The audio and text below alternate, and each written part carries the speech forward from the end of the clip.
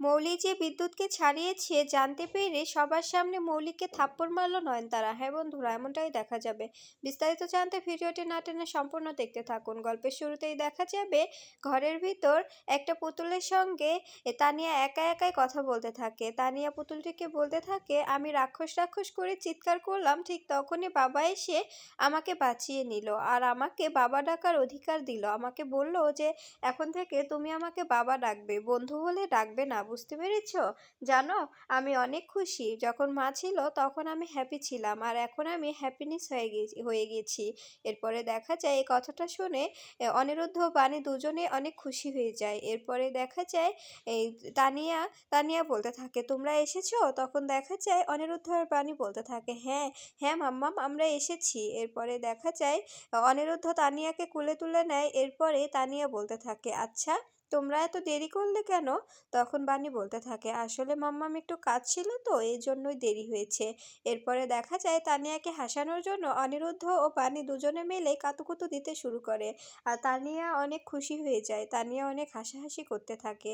এদিকে দেখা যায় মৌলির বাবা ঈশানের সঙ্গে কথা বলতে থাকে যে যেভাবেই হোক আমার মেয়েটাকে বিয়ে দিয়ে দিতে হবে। এভাবে আমার মেয়েটার খাওয়া দাওয়া বন্ধ হয়ে গেছে, আমার মেয়েটা এভাবে শোক সইতে পারবে না। তখন ঈশানী বলতে থাকে, আচ্ছা তুমি বিজ্ঞাপন দাও, তা না হলে একটা একটা সোশ্যাল মিডিয়ায় অ্যাকাউন্ট খুলে দাও, সেখানে আমি মৌলির বিয়ের বিজ্ঞাপন দেব।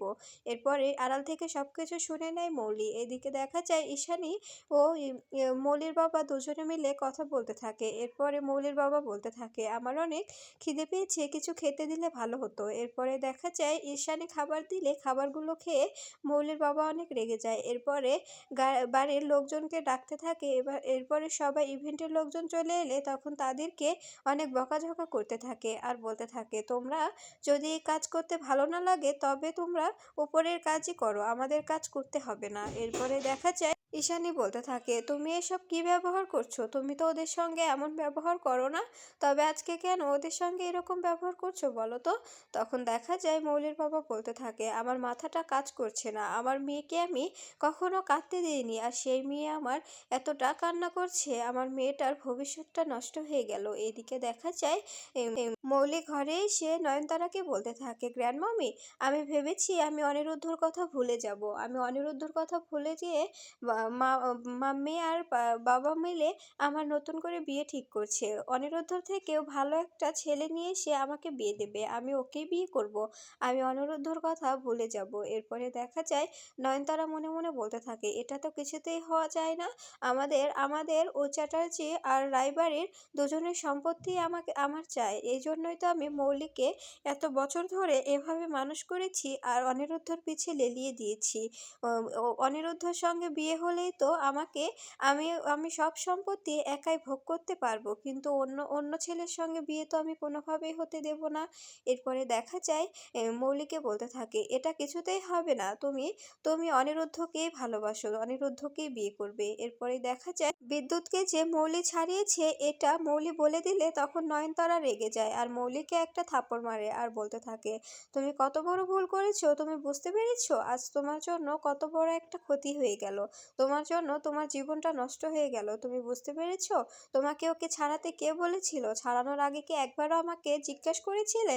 তখন দেখা যায় মৌলি বলতে থাকে, আসলে গ্র্যান্ডমামি আমি আমি চেয়েছিলাম যে বিদ্যুৎকে দিয়ে বাণীর বিরুদ্ধে কাজ করাবো, বিদ্যুৎকে দিয়ে বাণীকে হেনস্থা করাবো, কিন্তু আমি ভাবতে পারিনি যে ও এসে আমারই ক্ষতি করে দেবে। তখন নয়নতারা বলতে থাকে, সবসময় তোমরা মাথা মোটাই থেকে গেলে, আমি আমি বুঝতে পারছি না তোমার জন্য কত বড় একটা ব্লেন্ডার হয়ে গেল। এরপরে মৌলি বসে বসে কাঁদতে থাকে আর বলতে থাকে, তুমি আমাকে ভালোবাসো না গ্র্যান্ডমামি, তুমি যদি আমাকে ভালোবাসতে তবে সামান্য এটুকু ব্যাপারের জন্য তুমি আমাকে মারতে পারতে, তুমি আমাকে এভাবে মারতে পারলে বলো? তখন দেখা যায় নয়নতারা বলতে থাকে, না আমি তোমাকে ভালোবাসি তো, কিন্তু কি করব বলো, আমার অনেক রাগ হয়েছিল, তুমি কেন এমনটা করলে বলো? তুমি তুমি নিজের নিজের দোষেই তো নিজের কপালটা পুড়লে, তুমি যদি বিদ্যুৎকে না ছাড়াতে তবে তো আজকে তোমার সঙ্গে অনিরুদ্ধর বিয়েটাই হতো, তবে তো আর এমনটা হতো না বলো তো? এদিকে দেখা যায় মৌলির বাবা সকলকেই বলে দেয় যে আমাদের এখানে তোমাদের কাজ করতে হবে না, তোমরা তোমরা ওপরে ওপরে সাথীদের ওখানে কাজ করো, আমরা নতুন লোকজন খুঁজে নেব, কারণ ও তো আর লোক খুঁজতে পারবে না, ও তো অসুস্থ, তাই তোমরা ওর হয়ে কাজ করো, আমরা নতুন নতুন লোক নিয়ে নিব। এরপরে দেখা যায় ঈশানী বলতে থাকে, এভাবে সব কিছু কি ভাঙতে পারবে? ভাঙতে গেলে তো অনেক কিছুই ভাঙতে হবে, অনেক কিছুই ভাঙা পড়ে যাবে, কিন্তু যখন তুমি জোড়া লাগাতে চাইবে তখন কিন্তু কিছুই জোড়া লাগাতে পারবে না, তাই প্লিজ এরকম এরকম করো না। এদিকে দেখা যায় ছবি ও লতা দুজনেই সাথীর কাছে এলে তখন সাথী বলতে থাকে, তোমাদের কাউকে আমার চাই না, তোমরা এখান থেকে দূর হয়ে যাও। এরপরে লতা ও ছবি দুজনেই চলে যায়। এরপরে দেখা যায় অনিরুদ্ধর বন্ধু ও বন্ধুর বউ এলে তখন সাথীকে বলতে থাকে, আন্টি তুমি আমাদের চিনতে পারছো? তখন দেখা যায় অনিরুদ্ধর মা বলতে থাকে, হ্যাঁ চিনতে পারবো না, তোরা কতদিন ধরে তোদের দেখি না, তোরা তো আমার ছেলের সঙ্গে একসঙ্গে পড়াশোনা করতিস, বস। তখন দেখা যায় অনিরুদ্ধর বন্ধুরা বলতে থাকে, অনিরুদ্ধ কোথায়? তখন সাথী বলতে থাকে, আমি ফোন করে ডাকছি।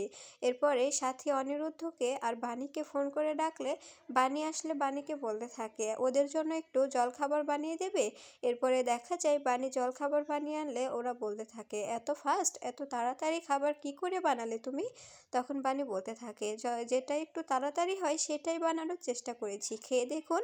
তখন ওরা খেয়ে বলতে থাকে, অনেক সুন্দর হয়েছে, অনেক সুন্দর হয়েছে, আমাদের বাড়িতে যে রান্না করে ওর খাবার তো খাওয়াই যায় না, তোমার মতো কুক যদি আমাদের বাড়িতেও থাকতো তবে অনেক ভালো হতো। এই কথাটা শুনে বাণী ও সাথী দুজনেই চমকে যায়। এরপরে দেখা যায় অনিরুদ্ধর বন্ধুরা আরও অনেক রকম কথা বলতে থাকে আর বলতে থাকে যে এরকম এরকম কুক যদি তোমার জানা কোনো শোনা থাকে তবে একটু আমাদের আমাদের কথা বলে দিও, আমরা রেখে দেব, ভালো স্যালারি দেব, বেতন দেব, তারপরে বকশিস দেব, সপ্তাহে 2 দিন ছুটি দেব, অনেক অনেক আরাম দেব, তুমি প্লিজ একটু এরকম লোক খুঁজে দিও। ঠিক তখনই অনিরুদ্ধ এসে বলতে থাকে, তোরা ভুল করছিস, ওটা ওটা আমাদের বাড়ির কুক নয়, ও হচ্ছে আমাদের ফ্যামিলি মেম্বার, ও হচ্ছে আমার মেয়ের মা। এ কথাটা শুনে অনিরুদ্ধর বন্ধু ও বন্ধুর বউ অবাক হয়ে যায়। এরপরে দেখা যায় তখন অনিরুদ্ধ বলতে থাকে, হ্যাঁ ও হচ্ছে আমার বিয়ে করা বউ, আমার মেয়ের মা। তখন দেখা যায় অনিরুদ্ধর বন্ধুরা বলতে থাকে, আসলে কি বলতে চাইছি যে ওর সঙ্গে তো আমাদের সোসাইটি বিলং করে না, তাই না? ও স্ট্যাটাস আর আমাদের স্ট্যাটাস তো দেখতে হবে। তখন দেখা যায় অনিরুদ্ধ বলতে থাকে, স্ট্যাটাস বললে কিছু হয় না রে, একটা একটা মানুষের মনই অনেক বড় হওয়া উচিত, ওনার মন যে কতটা বড় তোরা যদি ওনার সঙ্গে একটু সময় কথা বলিস তবেই বুঝতে পারবি।